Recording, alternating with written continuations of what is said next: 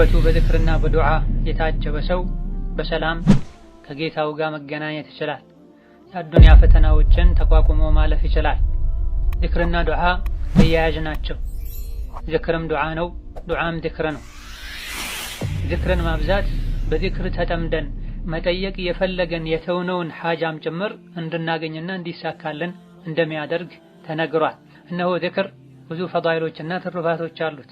የተወሰነውን በዛሬ መግቢያችን የምናይ ይሆናል። በዋነኝነት ዝክር ወደ አላህ ተባረከ ወተዓላ የምንቃረብበት መንገድ ነው። ኻሊቃችንን ራዚቃችንን የምናስታውስበት ነው። አላህን ማስታወስ ፈውስና መድኃኒት ነው።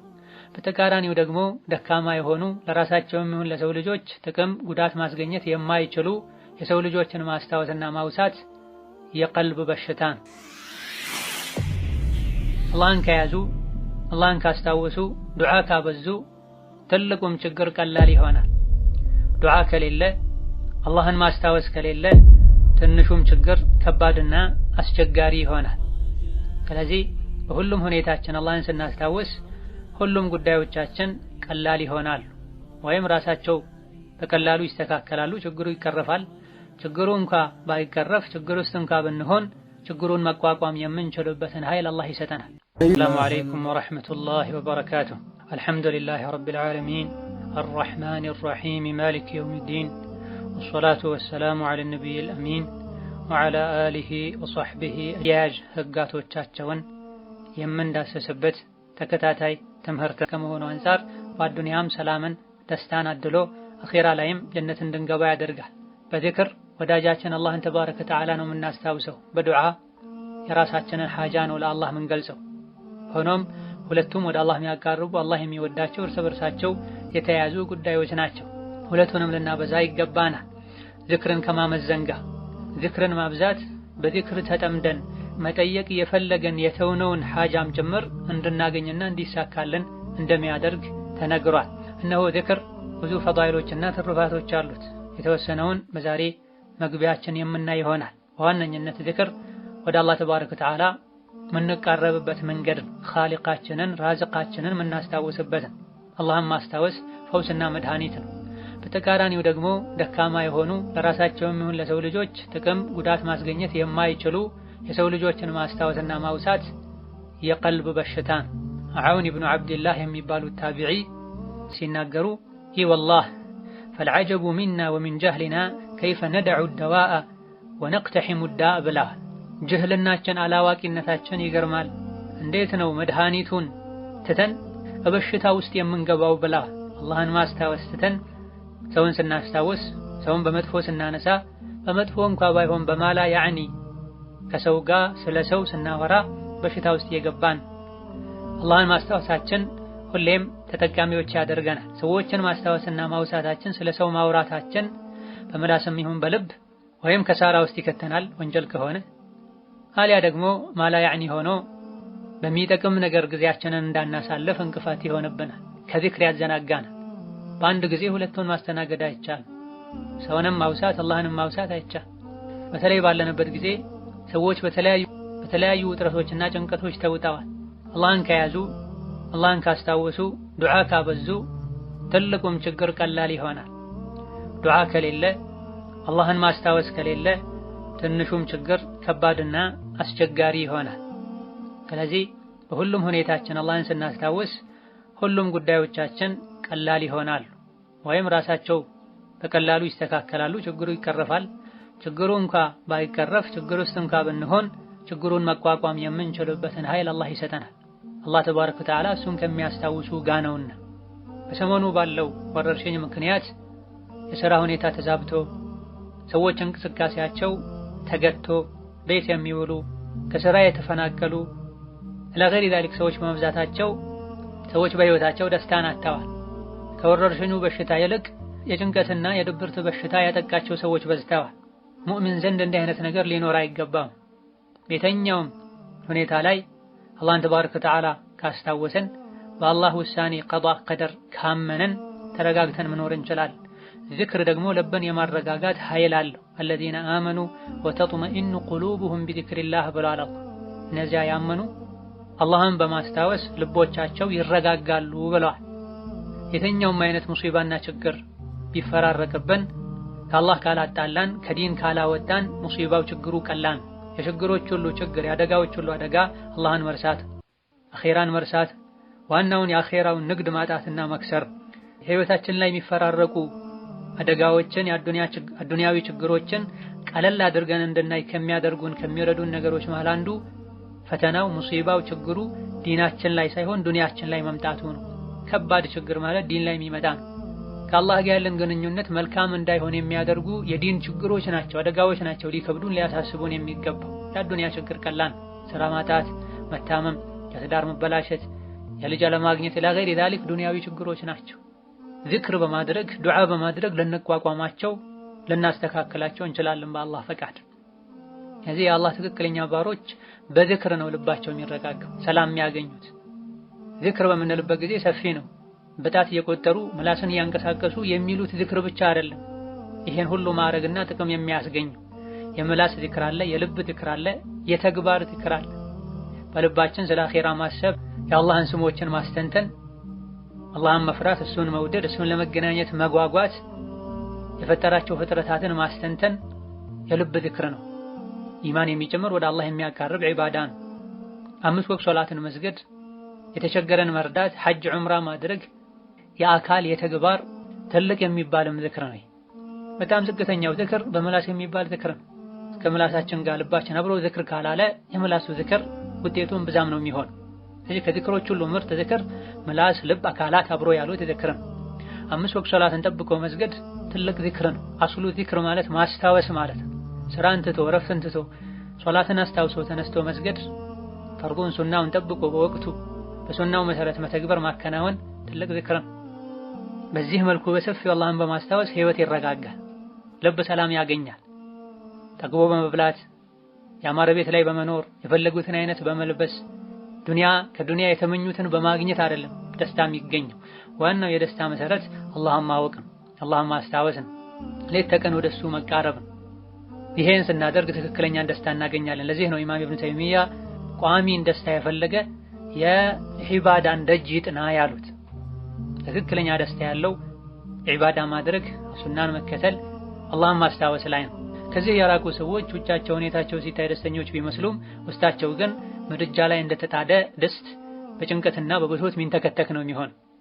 እነሆ ዚክርና ዱዓ በእድሜ በአቅም ያልተገደበ ወደ አላህ የሚያቃርብም ዒባዳ ነው።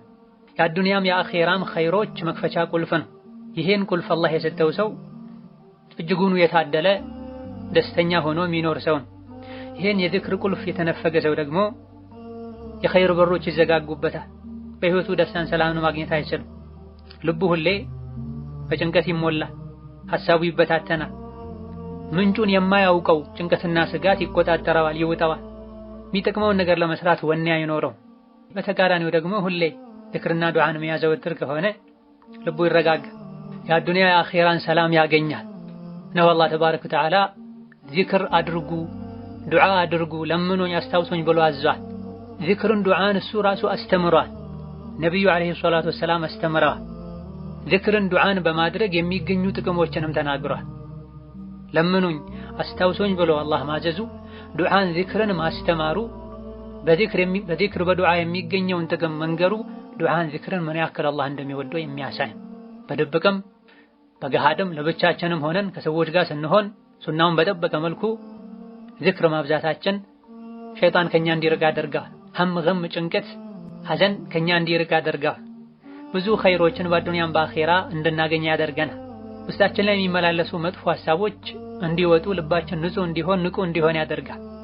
ነብዩ ሰለላሁ ዐለይሂ ወሰለም አዘውትሮ ዚክር የሚያደርግ ሰው መልካም ነገር ላይ ከሰዎች ሁሉ ቀዳሚ እንደሚሆን፣ አልፏቸው እንደሚሄድ ተናግረዋል። ወርቅን ብርን ወጪ ከማድረግ እንኳ ጦር ሜዳ ላይ ከእስላም ጠላቶች ጋር ተገናኝቶ ከመፋለም እንኳ ዚክር እንደሚበልጥ ነብዩ ሰለላሁ ዐለይሂ ወሰለም በሶሒህ ሐዲስ ተናግረዋል።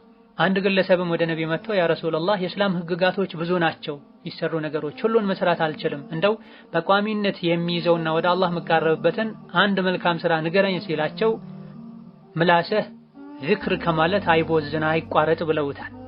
ምላስህ ከዚክር አይቋረጥ፣ መቼም አይደረቅ ምላስህ በዚክር አንቀሳቅሰው ብለውታል። ይህ ማለት ሶላትን ትቶ ጾምን ትቶ ዚክር ብቻ በልማት አይደል። ዋጅብ የሆኑ ግዴታ የሆኑ የእስላም ህጋትን ከመተግበር ጋር ሌሎች ተጨማሪ ዒባዳዎችን ማብዛት ያልቻለ ሰው ከፈርድ ቀጥሎ ዚክርን አዘውትሮ ያዝ ማለት። ከዚክር ውስጥ ፈርድ ግዴታ የሆኑ ዚክሮችም አሉ። ፋቲሃ ዚክር ነው፣ ቁርአን ነገር ግን ዋጅብ። ሶላት ዐለ ነቢ ዚክር ነው፣ ዋጅብ የሆነ ዚክር ነው። ሶላት ላይ የሚባሉ ዋጅብ የሆኑ የዚክር አይነቶች አሉ። ወከዛሊክ ዚክር ባለን ቁጥር አኺራ ላይ ጀነት ቤታችን እንደሚገነባ የጀነት አትክልቶች እንደሚተከሉ ሐዲስ ላይ ተነግሯል። አላህን ባስታወስነው ቁጥር አላህ ከኛ ጋር እንደሚሆን እርምጃችን ጉዟችን የተስተካከለ እንደሚሆን እንደዚሁ ተነግሯል። አዱንያ ላይ የምንሰራቸው የነበሩ መልካም ስራዎች ሁሉ ስንሞት ይቆማሉ። አኺራ ላይ የሚደረግ ዒባዳ የለም። ነገር ግን የጀነት ሰዎች ጀነት ገብተውም ማያቋርጡት ዒባዳ ቢኖር ዚክር ነው። ራሱ የሚወደድ የሚፈለግ ዒባዳ ነው ማለት ነው። ዚክርን ስናበዛ ሰውን በመጥፎ ማንሳት ማላ ያዕኒ ማውራትም እንዳያጠቃን ያደርገናል፣ ይረዳናል። አላህን ማስታወስ የተወ ሰውን በማስታወስ የሰውን ስም በማንሳት ይጠመዳል። የዚክርን ጥቅም ስለማናውቀው አሊያ ደግሞ ውስጣችን የኸይር ፍላጎት ስለሌለ ወይም ደካማ ስለሆነ ከዚክር ርቀን በሌላ በማላ ያዕኒ እንጠመዳል ነው። ይህን ጥቅም የተረዱ የዚክርን ይሄን ማዕረግ የሚያውቁትና የሚተገብሩት ነቢያችን ሙሐመድ ሰለላሁ ዐለይሂ ወሰለም ኡመታቸውን ለዚክር አነሳስተዋል። ጠቀሜታና አጅሩን ገልጸዋል። ምን አይነት ዝክር ብናደርግ ይበልጥ ተጠቃሚ እንደምንሆን አደጋን የሚከላከሉ አላህ ዘንድ በጣም ውድ የሆኑ የዚክር አይነቶችን አስተምረዋል። ከቦታዎች ከሁኔታዎች ከወቅቶች ጋር ተያይዘው የሚባሉ ዚክሮችን ዘርዝረዋል። ይሄን ሱሐቦች ተቀበለው ተግብረው ወደኛም አስተላልፈዋል። ሶላት ወቅት አለው፣ ቁጥር አለው። ሐጅ ወቅት አለው። ዚክርን በምናይበት ጊዜ ግን ቁጥሩን በተመለከተ እዝኩሩላህ ዚክረን ከቲራን የተባለ ብዙ ማስታወስን አላህን አስታውሱት ነው የተባለ። በተለይ በፊትና በችግር ጊዜ ዱዓ ዚክር እንድናበዛ ታዟል። ጦር ሜዳ ላይ ከጠላቶቻችሁ ጋር ፊት ለፊት ስትገናኙ አላህን በብዛት አስታውሱ ብሏል አላህ ተባረከ ወተዓላ። ሐጅ ስራ ላይም ሆነን አላህን በብዛት አስታውሱ ብሏል። ስለዚህ ዚክርና ዱዓ ማድረግ ብቻ ሳይሆን ከኛ የሚጠበቀው ዚክርን ማብዛት ዱዓን ማብዛት ይጠበቅብናል። አላህን ያለመነው ሰው አላህ ይቆጣዋል የሚል ሐዲስ አለ። የሰው ልጅ ሲጠየቅ ይቆጣል። አላህ ደግሞ ሳይጠይቁት ሲቀሩ ዱዓን ስናቆም አላህ ይቆጣል። አላህ በሩን ከፍቶ ቀን ማታ ሌሊት ጠይቁኝ ለምኑኝ ይላል። ማን ነው የሚለምነኝ የምሰጠው? ማን ነው ምህረት የሚጠይቀኝ የምምረው ይላል በየሌሊቱ ወደ ቅርቧ ሰማይ እየወረደ። የሰው ልጅ ግን ወደሱ ሲኬድ በር ይዘጋል። ለሰላምታው እንኳን ሲሄዱበት እጁን መዘርጋት ይከብደዋል። ፊቱን አይኑን ይቀያይራል። ለዳ ሲጠይቁት የሚቆጣ ወደሱ ሲመጡ በሩን የሚዘጋን የሰው ልጅ ትተህ ስላልጠየቁት የሚቆጣና ሁሌም በሩን ክፍት አድርጎ ነው የምትፈልጉትን ውሰዱ የሚለውን አላህን ለመነው ጠይቀው አስታውሰው ተብሏል። ዚክርን እንድናዘወትር አላህ ይፈልጋል ማለት ነው። ከነብይ የተገኙ ሷሃቦች ያስተላለፏቸው ዚክርና ዱዓዎችን ልናዘወትር የራሳችን ሐጃ ምንገልጽባቸው ዱዓዎችም ሱናውን በጠበቀ መልኩ ሊኖሩን ይገባል። አላህ በብዛት አስታውሱኝ ብሏል።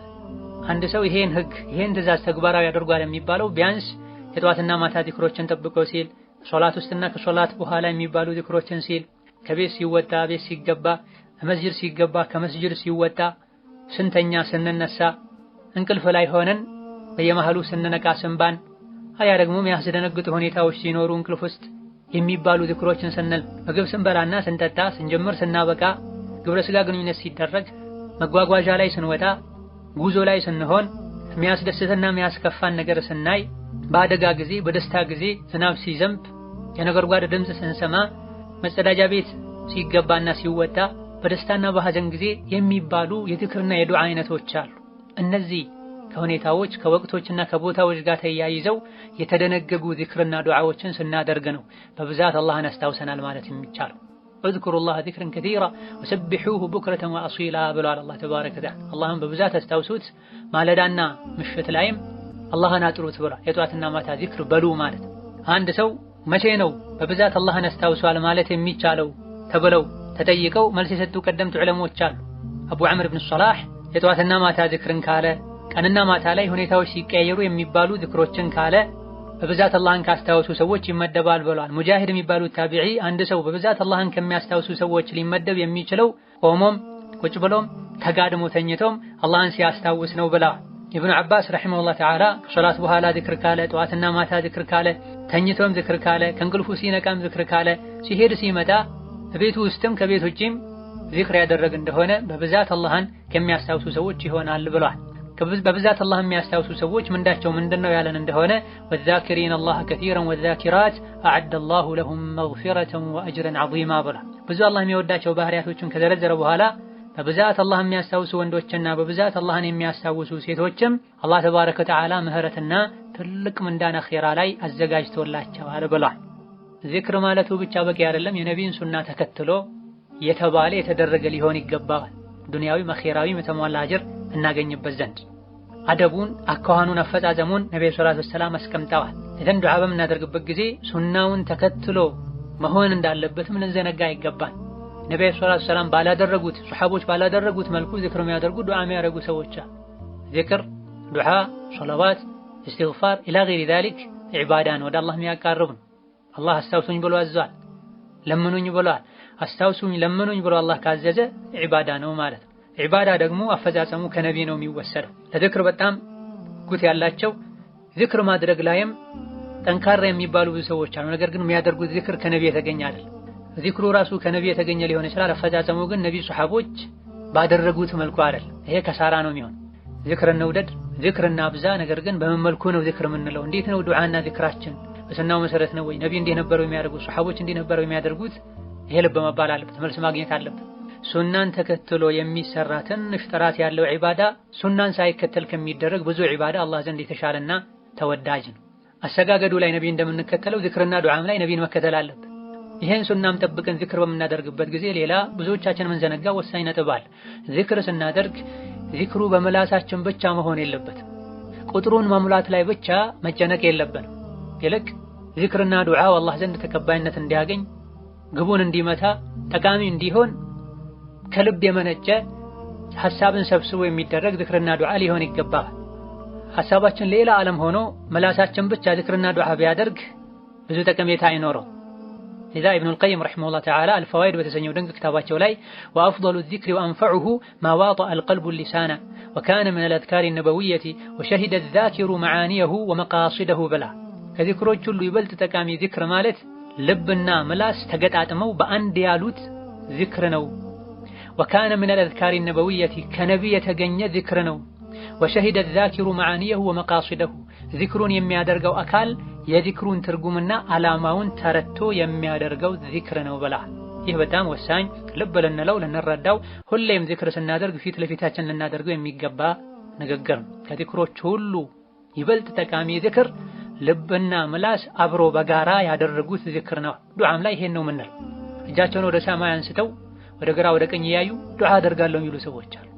ይሄ ከዱዓ ጋር በጭራሽ አይሄድም። ጌታችሁን ተናንሳችሁ ዝቅ ብላችሁ ለምኑት ነው የተባለው። ዚክርም ላይ ይሄው በእጃቸው ዚክር የቆጠሩ በአይናቸው ሰው የሚያናግሩ ሰዎች አሉ። ቁጥሩ ሳይሆን በዋነኝነት የሚፈለገው በዚክሩ ልባችን መገሰጹ፣ አላህን ማስታወሱ። ከእንዲህ አይነቱ ዚክር አፍን ሳያንቀሳቅሱ በልብ ብቻ አላህን፣ አኺራን፣ የአላህን ፍጥረታት እያስታወሱ ማስተንተኑ ተፈክሩ ይበልጣል።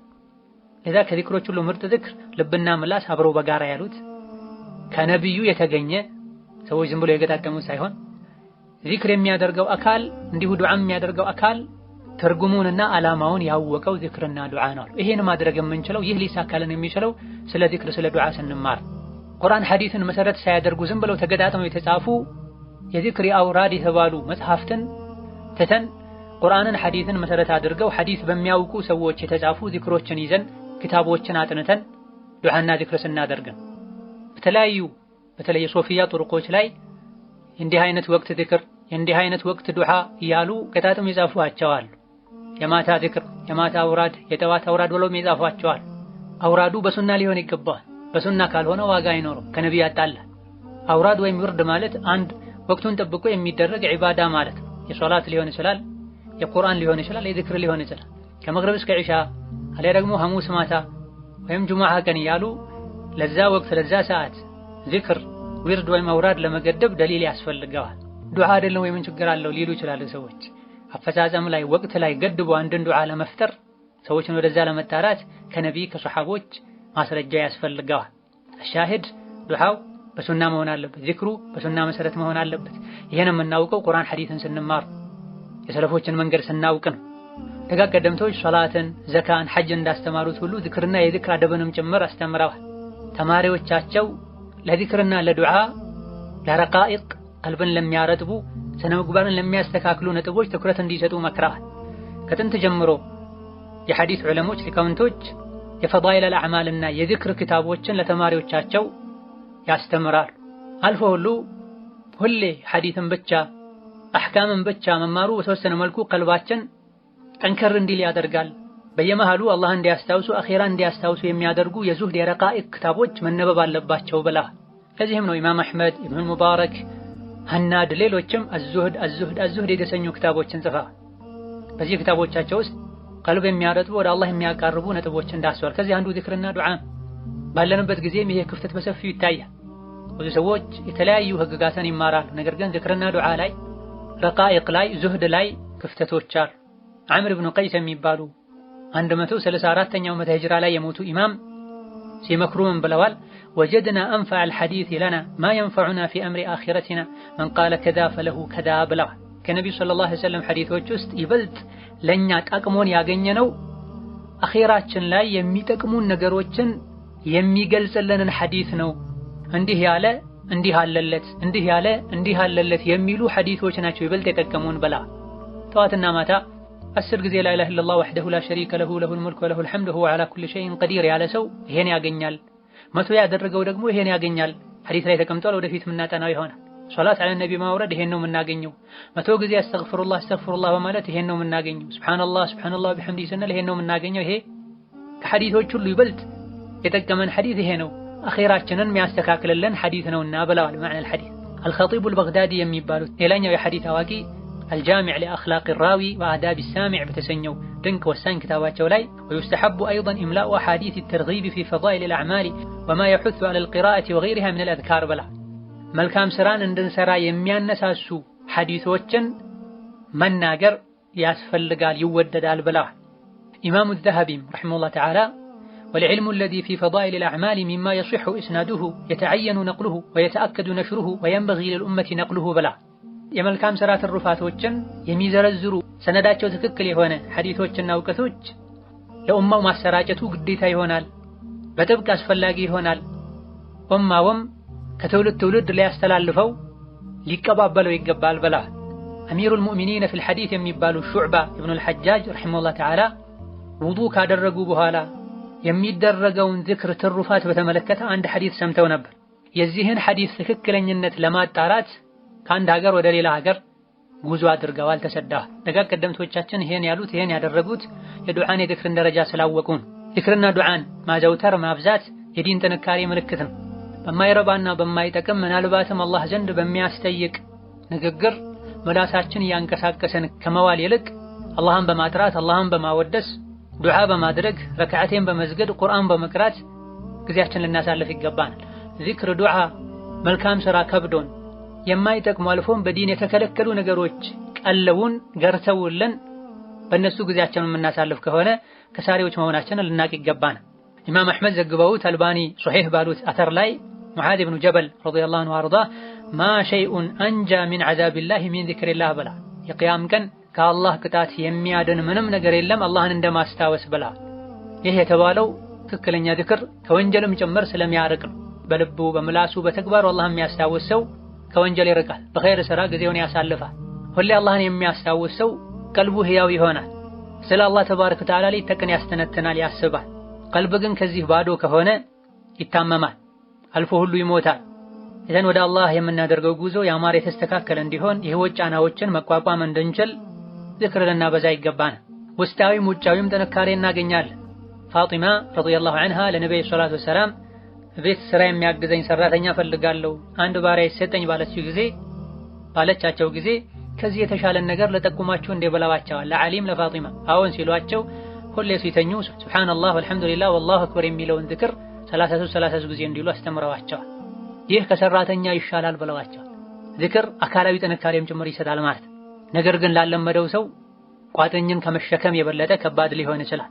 ልቡ ደካማ ለሆነ ሰው የዱንያ ሰዎች ጥሩ በመብላት ጥሩ በመልበስ እንደሚደሰቱት በልከዛ በላይ የዚክር ጣዕም የገባቸው ሰዎች ይደሰታሉ። ከሰው ሸሽተው ለብቻቸው ሆነው ዚክር ማድረግን ይወዳሉ። የዚክር ጣዕም ያልገባው ኢማን ልቡ ስር ያልሰደደ ሰው ከብቸኝነት ሸሽቶ ከሰው ጋር ሄዶ ሚረባ ማይረባውን ሲያወራ ይውላል። ቢገባው ቢያውቅ ክፍት ሰዓት ባገኘ ቁጥር ወደ አላህ የሸሸ ለብቻው ገለል ብሎ የተቀመጠ አላህን ባስታወሰ ነበር። ምላስን በዚክር ካላሰርነውና ካልተቆጣጠርነው ገደል ይከተናል። ዱንያ አኺራችን ያበላሽብናል። ምላስ ከሰይፍ የበለጠ ከጦር የበለጠ ግለሰቡን ባለምላሱን ራሱንም ሌሎችንም ሊጎዳ የሚችል በዚክር ካልተቆጣጠርነውና ካላስተካከልነው ዱንያም አኺራም ላይ ብዙ መዘዞችን ያመጣብናል። ይሄ የገባቸው ደጋ ቀደምቶች ምላሳቸውን በእጃቸው በመያዝ ይሄ እኮ ነው ለአደጋዎች የሚያጋልጠኝ ይለው ነበር። ስንትና ስንት በጉልበት ማንም ታግሎ ሊጥላቸው ያልቻለ ምላሳቸው የጣላቸው ሰዎች አሉ። በአላህና በመጨረሻው ቀን የሚያምን ሰው መልካም ይናገር፣ ካልሆነ ዝም ይበልበላል። መልካም ሱብሃንአላህ ማለት ነው። መልካም እስትግፋር ማድረግ፣ መልካም ቁርአን መቅራት ነው። ወሀከዛ ዚክር አላህን የሚያስደስት አላህ ዘንድ ሚዛንን ደረጃን ከፍ የሚያደርግ ነው። ዚክርን መተው አኺራ ላይ ጸጸትን ያስከትላል። ዱንያ ላይ በማላ ያዕኒ እንድንጠመድ ያደርጋል። ከአብዱላህ ኢብኑ አባስ እንደተነገረው ሸይጣን የሰው ልጆች ደረት ላይ ይንበረከካል፣ ተንበርክኮ ተዘጋጅቶ ይጠብቃል። የሰው ልጅ ዝክር ሲል ይደበቃል፣ ይሟሟል ሸይጣን።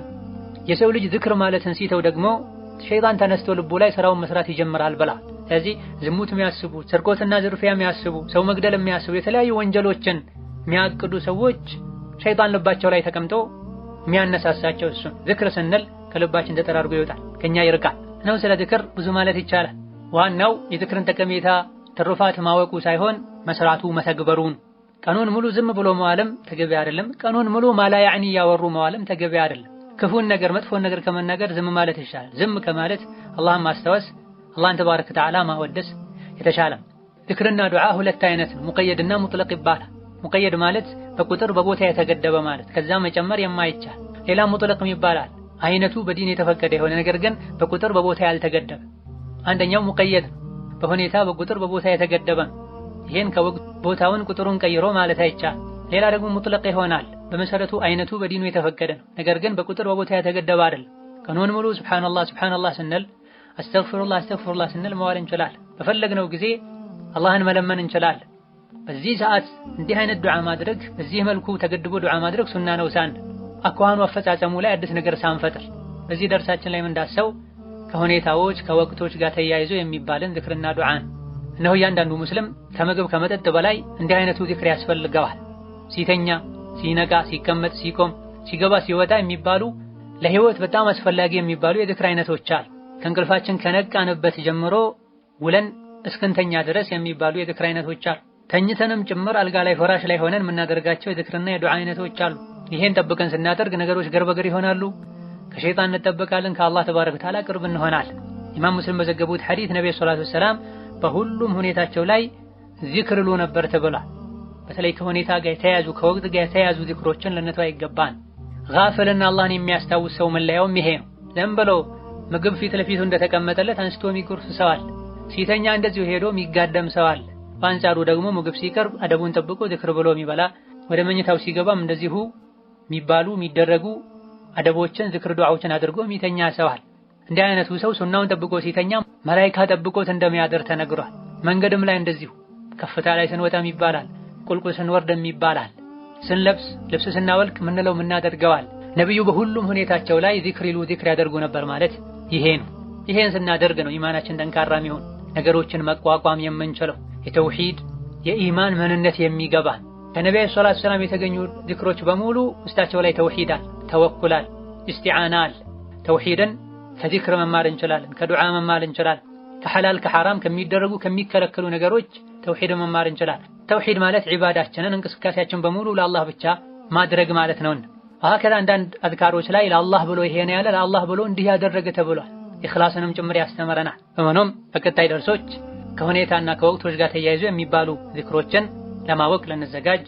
ተማሪ መሆን ማለት አድምጦ ብቻ ሰምቶ ብቻ መሄድ ሳይሆን መተሐፈዝ ያለበትን መሐፈዝ፣ ማስታወሻ ላይ ማስፈር ያለብንን ማስታወሻ ላይ ማስፈር ነውና የተለያዩ ትምህርቶችን እየሰማን ወዲያው የመርሳት ችግር እንዳይገጥመን ለእያንዳንዱ የትምህርት አይነት ማስታወሻዎችን አዘጋጅተን ከወቅት ጋር ከሁኔታ ጋር ተያይዞ የሚባሉ ዚክሮችን እስከነ ትርጉማቸው እስከነ ማዕናቸው እስከነ አደባቸው አውቀን ልንተገበር ይገባናል።